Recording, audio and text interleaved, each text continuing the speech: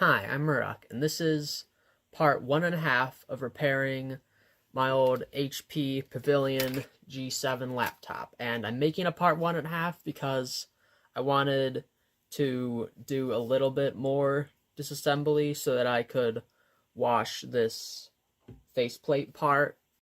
And I could have easily just done this off camera, but I'm deciding not to do that because then if you want to follow this as a tutorial, then you'll be able to see how everything attaches. And also, I might end up making some mistakes here, so it would be good if you can learn from them instead of having the same mistake yourself. Okay, right here, I've got the mouse buttons, and used to have screws, but it looks like those held on the whole front, and I already removed them. So it's just held in by these little round pegs and these clips. So you can pry these up with a flathead screwdriver. It just pulls the circuit board over. And then for the other side, you probably don't have to do that because there's nothing stopping it from moving sideways. And then once you have it over those, you can just slide it past. And okay, this one already came unclipped by itself. And this one right here, you can flip up the black clip and then the ribbon will come out. And then the little light that shows if the mouse is working also has clips, but they're on different sides. So you should be able to just pull up on this corner, and it comes out. Okay, and then the plastic buttons are on the front, and the actual mouse pad that you touch is actually just part of the front piece of plastic.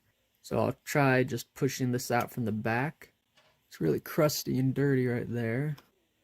This one, oh, yep, that one's broken. Actually, this happens to a lot of mouses where this side will be pushed down.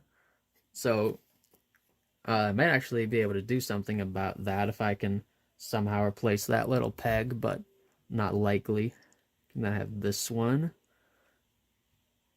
Okay, that side is also already broken. Actually, I might have been just the one that broke it. Maybe. Actually, I think this is all just one piece of plastic. I'll try to pry it off. Okay, this one was already broken off of the main part. I'm not sure if I can actually get this off, but since it's just plastic, it can just stay there while I'm washing it. But I don't know if I'm going to be able to get this back on. But it's also just a little push button right here, and it might still be able to just push it while it's sitting there. I also prefer to use external mouses anyway, so it's not going to be a big deal. Now, this part, it looks like you might just pry it off, unless it can't be removed at all. But maybe washing over this will be fine. I can just be careful. And it doesn't look like there's any pegs. Maybe right here I can do something. Oh, doesn't look very good. There are these little clips, but I don't, it's like it's made of wood. Okay, now we've got the on button with its little light, and it looks like it's all just held on by that little screw. It looks really messy underneath, and that's the main reason I wanted to clean this part anyway. And yep, this one's already has this ribbon attached. It doesn't want to go through so much. So I gotta wiggle it slowly. Oh, it's maybe taped to this. Okay, there. And yeah, it had this little blue part that was hooked on the plastic. And then the physical button can just stay there because it's just plastic and it won't get damaged by the water. Now I'll remove the dust film. I should be able to just glue this back on. I don't know much.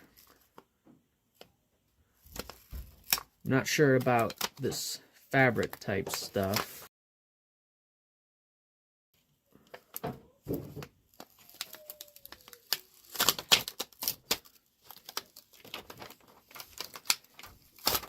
I was thinking about just throwing it away, but it will keep the dust out. gluing it back on shouldn't be that hard.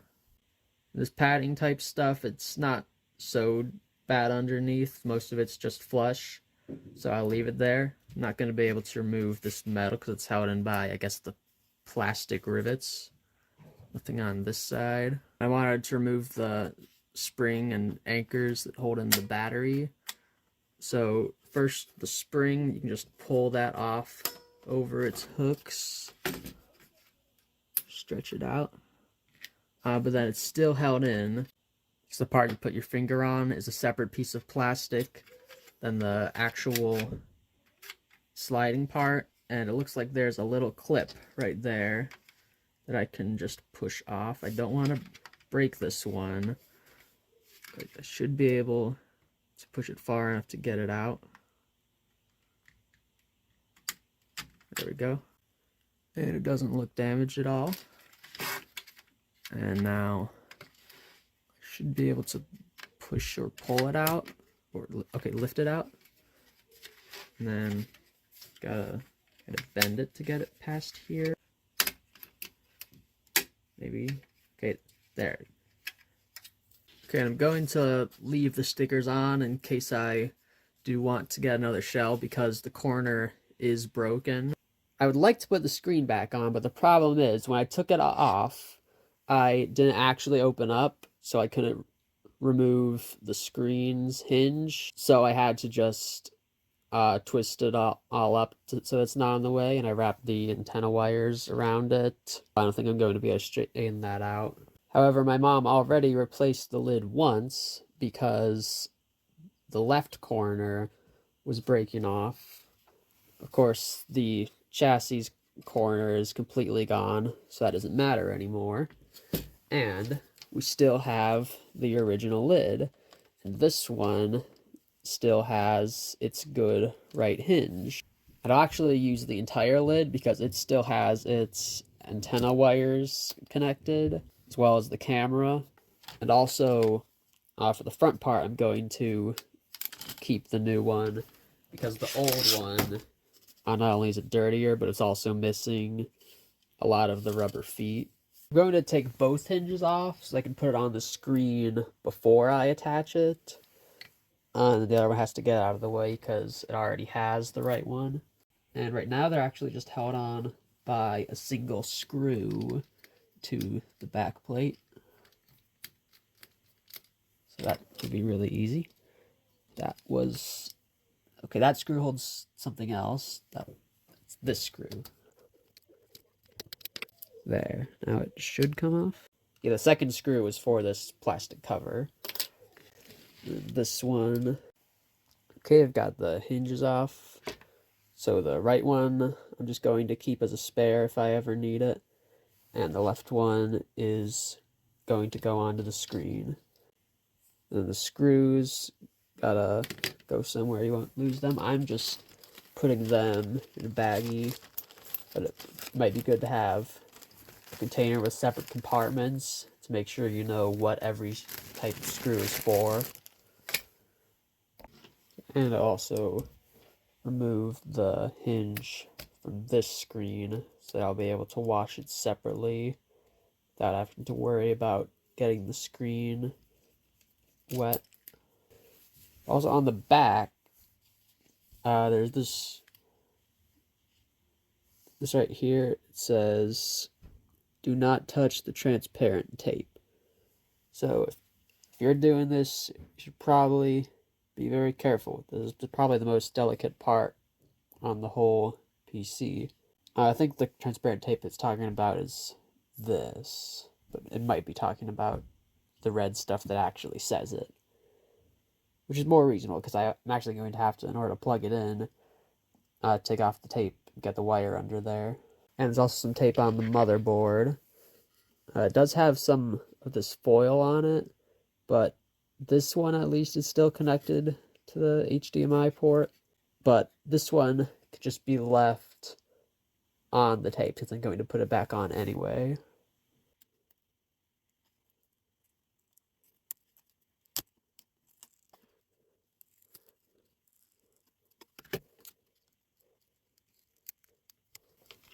I'm going to try to do it flat here so they don't bend the foil too much.